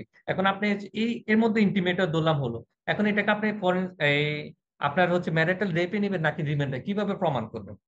অতএব এর দ্বারা হবেটা কি, যেমন এই প্রিন্স মামুন লাইডার হচ্ছে উদাহরণ দিলাম না, এই ধরনের কেসগুলো হবে এবং হচ্ছে আইনের অপব্যবহার হবে। এই জন্য আমার হচ্ছে এখানে কথাটা হলো কি, আমাদের যদি হচ্ছে কোনো ফিজিক্যাল, সেটা পুরুষ হোক মেয়ের হোক, কোনো সাইকোলজিক্যাল প্রবলেম গুলো থাকে, সেগুলো আমরা ডাক্তারের কাছে যাই, সাইকোলজিস্টের কাছে যাই, কনসার্ন করে নিই। এর পরবর্তীতে আমরা একটা অন্যের ইমোশন গুলো হচ্ছে যে বুঝতে পারি। পুরুষরা হচ্ছে ফিজিক্যালি হচ্ছে কানেক্টেড হচ্ছে পছন্দ করে, ফিমেলরা ইমোশনালি। আর আমার বিশেষ করে হচ্ছে যাই এখানে যে একটা বেসিক নলেজ, আমি তো এখানে একটু রিলিজিয়নকে হচ্ছে যে একটু কিছুটা নিয়ে আসবো। রিলিজিয়নটার ক্ষেত্রে হয়টা কি, মানে মারামারির আমাদের এই সংস্কৃতি এমন করে হয়ে গেছে, মানে সেক্স এডুকেশন বুঝতে শুধু প্যাড একটা ছেলেদের হাতে ধরাই দিবে, এবার রিলিজিয়াস কমিউনিটি হচ্ছে যে রেগে যাবে, আর ওরা হচ্ছে যে শান্ত। ভাই ওই জায়গায় না, আপনাকে সেক্স এডুকেশন বলতে হচ্ছে আপনাকে লাগবে বা মানে হচ্ছে আমাদের সাইজ কতটুকু হচ্ছে নর্মাল, কত মিনিট কম হলে যে এটা ডিসঅর্ডার, কত মিনিট হচ্ছে বাংলাদেশের জন্য, যেমন 1 মিনিটের কম হলে আমরা এটাকে ডিসঅর্ডার হচ্ছে ধরি, 5 মিনিট হচ্ছে বাংলাদেশের গড় বা একটা অ্যাভারেজ হচ্ছে যে ধরা হয়। অতএব এই জায়গাগুলো, এখন পেনিসের সাইজের সাথে কোনো সেক্সের কোনো সম্পর্ক নাই। এই যে বেসিক কমন নলেজ গুলো, এগুলোর তো কারণ নাই, যার কারণে আমরা পর্ন ভিডিও গুলো দেখছি, এবং হচ্ছে যার কারণে রেপ হচ্ছে। রেপিস্টের মেন্টালিটি কেমন আপনি অবাক হয়ে যাবেন। রেপিস্টের যদি আমি ফরেন্সিক হচ্ছে অটিস্পি হচ্ছে কথা বলি, এখানের মধ্যে মারামারি হচ্ছে, ড্রেস হচ্ছে, ড্রেসের কারণে রেপ হচ্ছে কিনা, আসলে দেখেন ড্রেসের কারণে রেপ হচ্ছে না। রেপ কোথায় হচ্ছে, সে যখন একটা পর্ন ভিডিও দেখতেছে, অ্যাক্টর অ্যাক্ট্রেসের এগুলো দেখছে, তার তো একটা অ্যারোজাল তৈরি হয়ে গেছে, কল্পনা হুম জগৎ সে অনেক কিছু করছে। দেন এখন এটাকে হচ্ছে যে সে এক্সিবিশন করার জন্য যেখানে যাকে যেভাবে পাবে সেভাবে ধরবে, সেটা একটা বোরকা আলা হোক আর যেভাবে হোক। পয়েন্টটা ধরতে পারছেন? ইমাজিনেশন ওখান থেকে আসছে। এবার আমরা অনেকগুলো গ্রুপ গ্যাং হচ্ছে রেপ গুলো দেখি না, গ্যাং গ্যাং রেপ গুলো কেন হয়? আপনি ওদের ফ্রেন্ড সার্কেল গুলোর হচ্ছে আড্ডা গুলোতে যদি যান, দেখবেন তারা কথা বলে এগুলো নিয়ে, খুব ফ্যান্টাসাইজ কথা বলে, জানো এরকম যদি একটা পেতাম, যদি বা এরকম করতাম, যদি এরকম হতো, গ্রুপে মিলে এরকম একটা কি এক্সাইটমেন্ট হতো, আমি একটা পর্ন ভিডিওতে এরকম দেখেছি বা এরকম হয়েছিল। হুম হুম আগে আপনি মেন্টালি ইমাজিনেশন করে ফেলছেন। দেন আমাদের দেশে বাংলাদেশে তো নিরাপত্তার অবস্থা খুব খারাপ, যেখানে নিরিবিলি জায়গায় পেয়েছেন, যাকে পেয়েছেন তার সাথে করে ফেলছেন। হুম এবং বাংলাদেশ সবচেয়ে অবাক করার বিষয় হলো এই যে ম্যারিটাল রেপের আরেকটা ঘটনা, এ রিসেন্ট হচ্ছে একটা ঘটনা, সেটা হলো একজন নববিবাহিত হচ্ছে ওয়াইফের সাথে হচ্ছে যে আহ, অনেকজন একটা গ্রুপ হচ্ছে তার বন্ধু বান্ধবরা হচ্ছে ইন্টিমেট করছে। এটা কোথায় থেকে সাইকোলজি কোথায় তৈরি হয়েছে? আগে তারা আড্ডার মধ্যে এগুলো বলছে, "এই তোর ওয়াইফ করলে দেখ, আমরা সবাই মধ্যে আমরা তো গ্রুপ হচ্ছে যে সেক্স গুলো দেখছি, পর পেলে আমরা এরকম করবো।" হুম this hmm is call marital rape. এখন হাজব্যান্ড, আপনি ম্যারিটাল রেপ আনলে হাজব্যান্ড ওয়াইফের সম্পর্ক পুরো নষ্ট হয়ে যাবে। হুম কিন্তু এখন আপনাকে এটা ম্যারিটাল রেট না এনে হচ্ছে যে গ্রুপ যে বিষয়গুলো আছে সেগুলো নিয়ে আসবে, এবং যারা, আমি বিশেষ করে বলবো, যারা লিভ ইনে থাকে বা রিলেশনশিপে থাকে, এদেরকে বিয়ের প্রলোভন দেখিয়ে দর্শন এই জাতীয় ওয়ার্ড গুলোকে হচ্ছে নেবে। বেস্ট উদাহরণ প্রিন্স মামুন আর লায়লা, এখানে বিয়ের প্রলোভন দিয়ে, এখানে হচ্ছে সুগার মাম্মি ছিল, সে টাকার জন্য গেছে যা হয়েছে এখন হচ্ছে মারামারি, এদের হচ্ছে এখন রিভেঞ্জ টাইম চলতেছে। হুম এখন ঠিক হলো বিয়ের প্রলোভন দিয়ে ধর্ষণ কেমন, সেটার উদাহরণটা হলো এরকম, আমরা অনেক রিয়েল কেস পাই। যেমন হলো তারা একদম বিয়ের কথাবার্তা গুলো ধরলাম কোন এজেন্সির মাধ্যমে হচ্ছে কন্ট্যাক্ট হলো, সব ফ্যামিলি জানলো, ফ্যামিলি বসলো, এবার বললো আমরা একজন হচ্ছে যাই, আমরা দুজনকে বোঝার চেষ্টা করি, বোঝার চেষ্টা করতে করতে হচ্ছে যে তারা এবার হচ্ছে বলে থাকে আমরা ইন্টিমেটও হই। ইন্টিমেট হওয়ার পরবর্তীতে এরকম হচ্ছে যে সে আবার ছেড়ে দেয়। এরকম এরকম কয়েকজনের সাথে করতে থাকে। এই ছেলেটা হচ্ছে বিয়ের প্রলোভন দেখে দর্শন করতেছে, আচ্ছা আচ্ছা। কারণ সে মাল্টিপল লোকদের সাথে করতেছে হুম হুম। সেম প্যাটার্নে। বুঝতে পারছি। এখন ধরলাম আমরা প্রেম ছিল বা লিভ ইনে ছিলাম, এর পরবর্তী কারণ লিভ ইন বা প্রেমে থাকা অবস্থায় থাকার কমিটমেন্ট থাকে না, বাট থাকতে থাকতে ইমোশনাল ডিপেন্ডেন্সি তৈরি হয়ে যেতে যেতে তখন প্রেম চলে আসে, তখন বিয়ের কথা আসে। তখন এই জাতীয় হচ্ছে মানে আইনের অপব্যবহার গুলো হয়ে থাকে। এই জন্য আমি সবসময় বলি, আইন কখনো বড় লোকের জন্য না, কখনো গরিবের জন্য না, কখনো পুরুষের জন্য না, মহিলার জন্য না, আইন যে ইউজ করতে পারে তার জন্য। আচ্ছা আচ্ছা। তোমার একটা কথা আমার খুব ভালো লাগছিল, মানে তুমি বলছো খুবই কনফিডেন্টলি যে একজন ক্রিমিনাল এবং একজন পলিটিশিয়ান তাদের ব্রেইনটা অনেক আইকিউ লেভেল অনেক শার্প, বা তারা আসলে খুব ডিফারেন্টলি চিন্তা করতে পারে, যেটা আসলে নর্মাল পিপুল বা নর্মাল কার্ভে মানুষগুলো করতে পারে না। সো তোমার এমন কোনো স্টাডিজ জানা আছে কিনা, বা তুমি এরকম কোনো এক্সপিরিয়েন্স করেছো কিনা যে একজন ক্রিমিনাল ফ্যামিলি ব্যাকগ্রাউন্ডটা কেমন ছিল, বা একজন পলিটিশিয়ানের ফ্যামিলি ব্যাকগ্রাউন্ডটা কেমন ছিল, যা তাকে আসলে পুশ করেছে কিনা to be a criminal or to be a politician? এমন কোনো স্টাডিজ আছে কিনা? বিকজ আমি ওকে, এগুলো আমি আমি একটা বিষয় শেষ করি, সেটা হলো যে আমি যেটা এক্সপিরিয়েন্স করেছি বা আমার এমফিলের রিসার্চের বিষয়টা এটা, যে ফ্যামিলি কনফ্লিক্ট থেকে কিন্তু টিনেজ বয়স থেকে বিভিন্ন ডিপ্রেসিভ মুড শুরু হয়, বা মেন্টাল ইস্যুসগুলো ক্রিয়েট হতে পারে। সো এটা নিয়ে আমি রিসার্চ করছি। সো আমার মূল ফোকাসের জায়গাটা হচ্ছে যে ইজ দেয়ার এনি কানেকশন, যে ফ্যামিলি বন্ডিং বা ফ্যামিলি কনফ্লিক্ট অথবা ফ্যামিলি কোনো ইস্যুস একটা মানুষকে পুশ করছে কিনা টু বি আ ক্রিমিনাল অথবা পলিটিক্যাল লিডার হওয়ার জন্য। এবার হচ্ছে এটা প্রচুর রিসার্চ এই নিয়ে আছে। আপনার একটা অবাক করা রিসার্চ হচ্ছে, আমরা এমন একটা রিসার্চ পেয়েছি হচ্ছে যেখানে মধ্যে বলা হচ্ছে যে সন্তানগুলো বাবার ইমোশনাল কানেকশন পায় নাই, ইমোশনাল সাপোর্ট সাপোর্ট পায় নাই, এবং মা ন্যাগিং অর্থাৎ হচ্ছে সবসময় খোঁচা দিয়ে হচ্ছে কুকিং করে কথা বলেছে বা তুলনা করে এরকম নেগেটিভ ভাবে হচ্ছে বড় করছে, এই জাতীয় লোকদের হচ্ছে সাইকোপ্যাথ বা ক্রিমিনাল হওয়ার প্রবণতা অনেক বেশি। আচ্ছা। অর্থাৎ এটা আমরা খুব ভালো একটা রিসার্চের মধ্যে হচ্ছে স্টাডির মধ্যে পেয়েছি। এর পরবর্তীতে হলো যেমন টেড বান্ডির কথা বলো, সিরিয়াল কিলারদের কথা বলেন, এদের হচ্ছে ফ্যামিলিতে চরম মাত্রায় ট্রমা থাকে, এরা খুব কষ্ট এবং হচ্ছে অবহেলা এই জাতীয় গুলো হচ্ছে দেখে আসে, ওখান থেকে তাদের এই ক্রিমিনাল বিহেভিয়ার গুলো হচ্ছে তৈরি হয়। যেমন টেড বান্ডির কথা হচ্ছে বলে থাকি, তার মা হচ্ছে কি করছে, সে যখন হয়েছিল তার মায়ের বয়স কম ছিল, সে তার নানির কাছে হচ্ছে যে পরিচয় করে দিয়েছে, নানিকে মা বানানো হয়েছে। আচ্ছা। এবং হচ্ছে সে নিজের মানে ওই টেড বান্ডির হচ্ছে তার মা তার বোন হয়ে গেছে, কারণ ওখানে তো হচ্ছে যে ম্যারেজ ছাড়া অনেক কিছু হয়, বাচ্চা হয়ে গেছিল, যার কারণে সে ছোটবেলা থেকে আইডেন্টিটি ক্রাইসিসে ভুগেছিল। এবং হুম। সেটা ট্রমা সে পরবর্তীতে বুঝতে পারছে। এখান থেকে সে তো একটা খুব সুদর্শন অনেক ম্যানিপুলেটিভ লোক ছিল, পরে এবং হচ্ছে ফিমেলদের উপর সে রিভেঞ্জ নিতে তার খুব ভালো লাগা শুরু করছে। অতএব ফ্যামিলির আপনার যদি কনফ্লিক্ট থাকে, শুধু এটা ক্রিমিনাল না, তার সাইকোলজিক্যাল ডিসঅর্ডার হওয়ার সম্ভাবনা সবচেয়ে বেশি, এবং সে সাইকোলজিক্যাল হেলদি থাকতে পারবে না, সে হেলদি স্টাইলে লাইফ স্টাইলে জব করতে পারবে না, সংসারে করতে পারবে না। এবার হলো আমরা যদি এবার বলি ক্রিমিনাল এবং পলিটিশিয়ান বলে বলে থাকি, আপনার হচ্ছে সবকিছুর একটা নেশা আছে। নেশা বলতে কি, নেশা মানে হচ্ছে আপনার ডোপামিন সিক্রেশন এত বেড়ে গেছে ওইটা ছাড়া আর কোনো কিছু ভালো লাগে না। হুম হুম। পাওয়ার একটা নেশা, আপনার হচ্ছে মানি একটা নেশা, ড্রাগ একটা নেশা, তারপরে ফিমেল একটা নেশা। এগুলো যখন কেউ নেশা পেয়ে যায়, এছাড়া গেমিং একটা নেশা, কোনো কিছু ভালো লাগে না। পলিটিশিয়ানরা হয় কি, তখন তারা যখন এই পাওয়ারটার একটা মজা পেয়ে যায়, তাদের এই ডোপামিন সিক্রেশন ইনক্রিজ হয়ে যায়, তখন এটা তাদের খুব ভালো লাগা কাজ করে, এটা ছাড়া আর কোনো কিছু করতে পারে না। এখন এই পলিটিশিয়ানরা আপনারা বুঝবেন কিনা জানি না, পলিটিশিয়ান কয়েক ধরনের, একটা হচ্ছে রিয়েল পলিটিশিয়ান, এরা ভিতর বাইরে যা বলে সব সত্য বলে, এটা খুব রেয়ার। আর আরেকটা হলো কিছু আছে অভিনেতা, মানে আপনাদের ক্যামেরার সামনে আপনাদের সামনে শুধু এরা অ্যাক্ট করতেছে, এক একটা রোল প্লে করতেছে, আপনারা বুঝতেছেন না সে আসলে সেই সত্য মিথ্যা কোনো কিছু বলতেছে না, সে একটা ক্যারেক্টারের মধ্যে আছে, ওটা বডি ল্যাঙ্গুয়েজ ধরে বোঝা যাবে না, ওকে। একমাত্র তার ব্রেন ম্যাপিং করে হচ্ছে বুঝতে পারে। আর আরেকটা হলো যে আমরা বলবো একদম খুব অন্ধভক্ত। অন্ধভক্ত হচ্ছে বলেছে আমার নেতা বলছে, আমার নেতা বা নেত্রী হচ্ছে যে একমাত্র দেশের হচ্ছে যা উন্নয়ন করতে পারবে, উনি ছাড়া দেশ চলবে না, উনি এটাই বিশ্বাস করে নিছে। মানে কে কত চুরি করতেছে ইজ নট ফ্যাক্ট। ওকে। অতএব পলিটিশিয়ানরা হচ্ছে কি ভিউ পয়েন্ট, মানে আদার্স এর ভিউ পয়েন্ট গুলো হচ্ছে খুব ভালো বুঝতে পারে। আর আপনাকে পলিটিশিয়ান এই পাওয়ারের যে মজা, একটা ছোটবেলা আপনার যদি খুব অভাবের মধ্যে থাকেন, টাকার আপনার একটা চাহিদা, যদি নৈতিকতা আপনার না থাকে, সবকিছু নৈতিকতা ইজ গুরুত্বপূর্ণ, রিলিজিয়ান অফ ফ্যামিলি থেকে, তখন আপনার যে টাকার জন্য দুর্নীতি সবকিছু করবেন, অথবা আপনার একটা লাইফ স্ট্যাটাস মেনটেন করার জন্য করবেন। আর ক্রিমিনালদের ক্ষেত্রে হয়টা কি, এদেরকে অনেক প্রশ্রয় দেওয়া হয় অনেক ক্ষেত্রে। একটা হচ্ছে এদের ট্রমা গুলো থাকে, পলিটিশিয়ানরা এদেরকে প্রশ্রয় দেয়। যেমন আমি বলে থাকি, বাংলাদেশের যে কিশোর গ্যাং গুলো আছে, কিশোর গ্যাং গুলো হচ্ছে বাংলাদেশে এক একটা বড় ক্রিমিনাল হবে। কিভাবে হবে? যেমন এরা হচ্ছে ছোট বয়সে পাওয়ারের মজা, টাকার মজা পেয়ে গেছে। আপনি হুম দেখবেন ওদের কনফিডেন্স লেভেল কিভাবে, হাঁটে চলে, হাতের মধ্যে এক একটা ছুরি নিয়ে চলে, দুমদাম হুম মেরে হুম। ফেলে। কারণ তার বিলিভ আছে তার বড় ভাই তার হচ্ছে যে সেভ পলিটিশিয়ান, এ করবে। হচ্ছে যে তাকে বাঁচাবে, সেভ করে ফেলবে, এর কিচ্ছু হবে না। তখন এই জাতীয় হচ্ছে কি তাকে বড় বড় ক্রিমিনাল বানায় দিচ্ছে।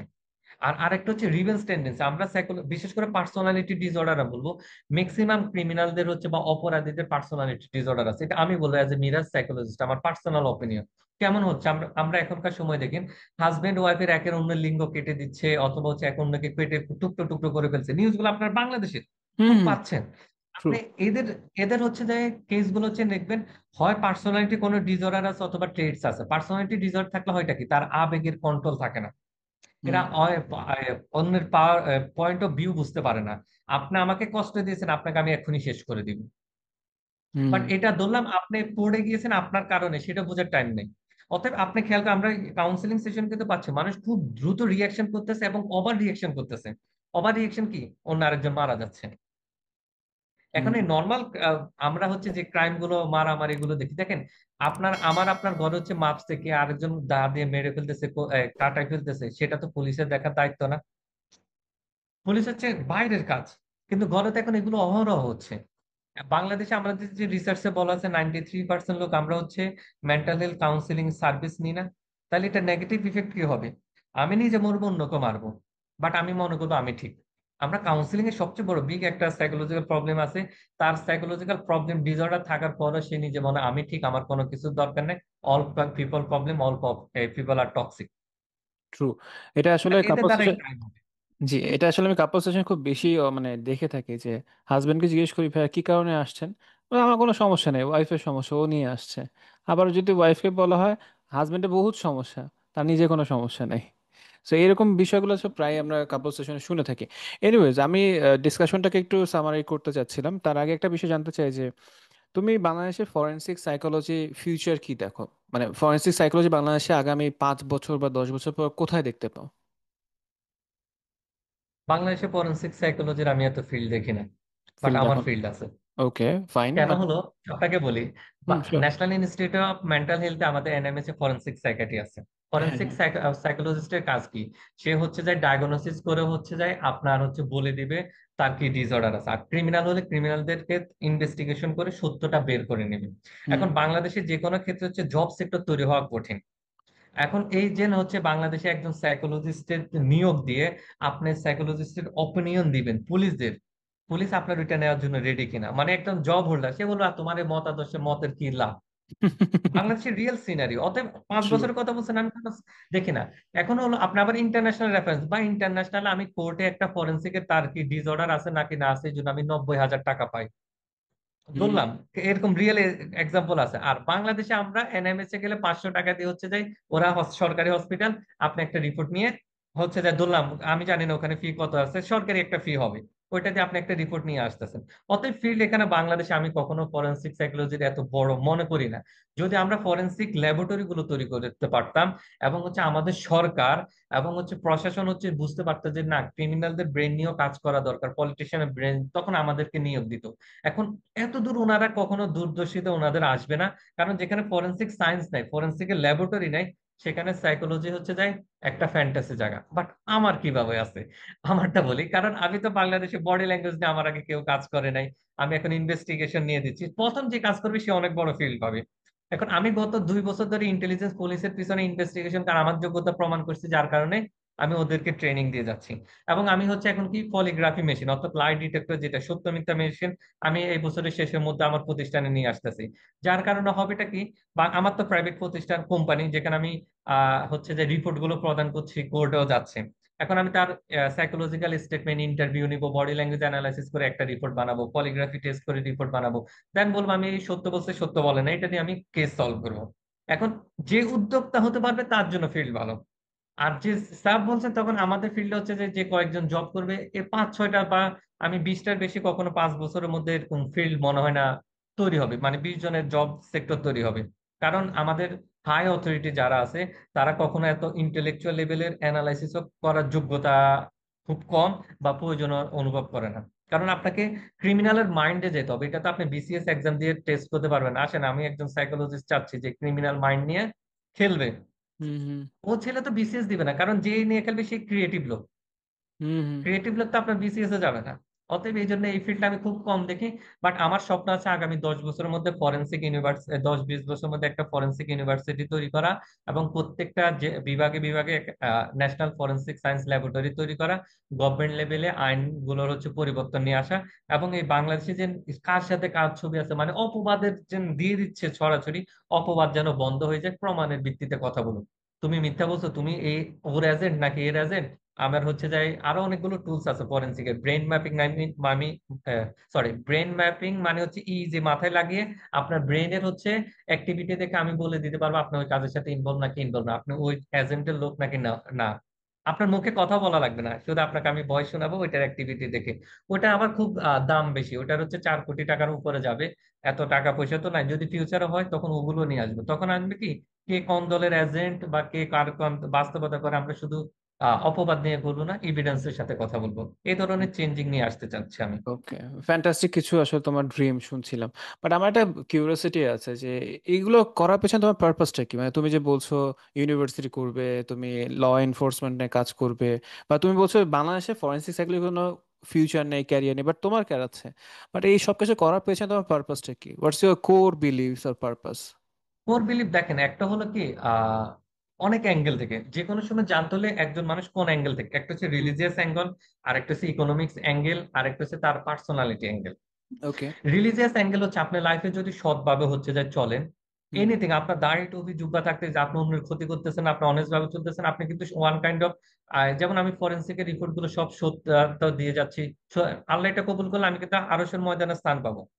রিলিজিয়াস ভ্যালু, আমি সৎ পথে চলতেছি এবং আমি একটা নতুন ইনোভেশন নিয়ে আসতেছি। হুম এবার হুম। ইকোনমিক্সটা কি, আমি তো কখনো দুর্নীতি বা হচ্ছে খারাপ কাজে যে আনহেলদি লাইফে যাব না, বা যেটা হারাম বা হচ্ছে আপনি অন্য কোনো কিছু বলেন আয় রোজগারের ক্ষেত্রে। এখন তাহলে আমাকে আমার লাইফে, আমি বললাম আমি ইকোনমিক্স অবস্থা আমি স্ট্রাগল করে বড় হয়েছি, আমার লাইফে ভাই বাড়ি করে আমার লাক্সারিয়াস লাইফ লাগবে। তাহলে আমি এখন হচ্ছে আমার সাইকোলজি ব্যাকগ্রাউন্ডে, সাইকোলজিতে আমাকে নিশ্চয়ই এমন কিছু করতে হবে যেখান থেকে আমি খুব বিগ আর্ন করতে পারবো। যার হুম। কারণে আমি কি করছি, কর্পোরেট লেভেলের ট্রেনিং গুলো তৈরি করছি যেখানে খুব ভালো আর্নিং আছে, ইন্টেলিজেন্স কে দিয়ে দিচ্ছি যেন আমার একটা ভালো আর্নিং করে আমি লাইফে বাড়ি গাড়ি করতে চাই। আমি চুরি করে বাড়ি গাড়ি করবো না, আমি কাজ করে করবো। এর পরবর্তীতে আরেকটা কোর ইন্টেনশন হচ্ছে আমার পার্সোনালিটি। আমি হচ্ছে এজ এ চ্যালেঞ্জ টেকার লোক। মানে আপনি আমাকে অনেক খোঁচা দিয়েছে লাইফে, অনেক মানে তকদির সবকিছু এত কষ্ট দিয়ে দিয়েছে, যার কারণে হচ্ছে অটো মোটিভেটেড হয়ে গেছে। যেটা ওকে। আমার মনে হয় যে আমার বাপ আরামের রিল্যাক্স টাকা পয়সা থাকতো, আমি খুব লেজি হতাম। যার কারণে হচ্ছে আমার ওই পার্সোনালিটি হারি আপ ড্রাইভ, নতুন কিছু করতে হবে, সামথিং এক্সেপশনাল হতে হবে, করলে যখন করবে একদম এক্সেপশনাল, ওই থেকে হচ্ছে এই কাজগুলো করা। আর আরেকটা হলো এই ফিল্ডটা আপনার দিন শেষে আমি তো অনেক কিছু বুঝতে পারি। যেমন আমরা বাংলাদেশে খুব একটা ক্রাইমের জগৎ হবে ঢাকা শহর, মানে খুনাখুনি আজীবন দেখবেন, সেটা এক দলের সাথে আরেক দল, এক রিলিজিয়াসের সাথে আরেক হাজবেন্ড ওয়াইফ, কারণ এই আমাদের মাইন্ডসেট গুলো তৈরি হয়ে গেছে। হুম এখন হুম। এগুলো বন্ধ করার জন্য তো আপনাকে যে কেউ একজন কাজ করা দরকার। আমার জন্য এখন এই কাজ করাটাই সহজ মনে হচ্ছে, এই জন্য হচ্ছে আসছে। কারণ বললাম না, আমার জন্ম তারিখ কবে সেটা আমার মনে রাখা দরকার না, আমি কোনো স্পেশাল ফিল করি না আমাকে দিয়ে। বাট আপনি আমার কাজ মনে রাখেন, এবং আমার যে স্বপ্ন, আমার কথা যদি আমাকে এখনো এই অপশন দেয়, মিরাজ তোমার কোনো ক্রেডিট লাগবে না, তোমার নাম হবে না, বাট বাংলাদেশে প্রত্যেকটা জায়গায় ফরেন্সিক ল্যাব হয়ে যাবে, ফরেন্সিক ইউনিভার্সিটি, আমি বলবো ওইটা করেন। ওকে, থ্যাংক ইউ। বুঝতে পারলাম তোমার আসলে মানে ইন্টেনশনটা কি বা পারপাসটা কি। এনিওয়েজ, আমাদের আজকে ডিসকাশনটা আমরা একটু ক্লোজিং এর দিকে যাচ্ছি, বাট ইন ফিউচার যখন তুমি দেশে আসবে আমার ইনশাল্লাহ নিয়ত আছে তোমার সাথে ইন পার্সন বসা, আরো কিছু লম্বা সময় গল্প করা। কারণ অনেক কিছু নতুন নতুন এক্সপিরিয়েন্স জানা যাচ্ছে তোমার কাছ থেকে কথা শুনে, এবং তোমার যে এক্সপিরিয়েন্স বা তোমার যে এক্সপার্টিস সেগুলো হয়তো ইন ফিউচার বাংলাদেশে কাজে আসবে বলে আমি আশা রাখি। বা তুমি যেভাবে কাজগুলো করছো, এটা একটা গ্রেট জব আমি মনে করি পার্সোনাল লেভেল থেকে। সবাই সবার জায়গা থেকে কাজ করবে, এটাই আসলে কাজের ধরন, যে আমি আমার এক্সপার্টিস একটা পার্টিকুলার এরিয়াতে করব। আমি আমার এক্সপার্টিস একটা পার্টিকুলার এরিয়াতে করব, তুমি তোমারটা করবা, এন্ড এইভাবে তো আসলে গ্রোথটা হয়। আমি মনে করি যে পৃথিবীতে প্রবলেম থাকবে, মানে সেটা ফরেন্সিকে বলো বা তুমি ফ্যামিলিতে বলো, প্রবলেম থাকবে।